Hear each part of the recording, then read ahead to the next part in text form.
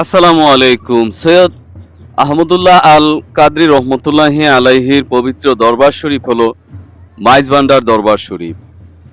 আজ থেকে ২২৬ বছর পূর্বে শাহ সুফি সৈয়দ মাওলানা মতিউল্লাহ রহমতুল্লাহি আলাইহির কোল উজাড় করে আলোকিত করে জন্মগ্রহণ করেন শাহ সুফি সৈয়দ মাওলানা আহমদুল্লাহ মাইজভান্ডারি আল কাদরি রহমতুল্লাহি আলাইহি আগমন করেন।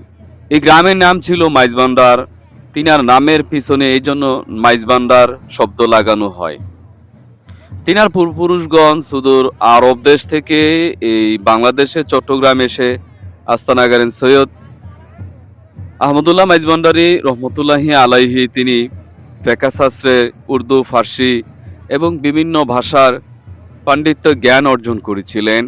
সুফি দ্বারায় তিনি শাহ সুফি লাহোরী রহমতুল্লাহি আলাইহির কাছে খেলাফত পাওয়ার জন্য দীর্ঘদিন সাধনা করে মুরাকাবা করে নফল ইবাদত বন্দিগির মাধ্যমে তিনি উচ্চতর কামালিয়াত লাভ করেছেন। পরিশেষে নিজ গ্রামে মাইজভান্ডার দরবার শরীফ প্রতিষ্ঠা করে তিনি দেশের নানা প্রান্তে অসংখ্য খলিফাকে দায়িত্ব দিয়েছেন মাইজভান্ডারি সিলসিলা তরিকা ধরে রাখার জন্য। আল্লাহর ওলি সৈয়দ আহমদুল্লাহ মাইজভান্ডারি রহমতুল্লাহ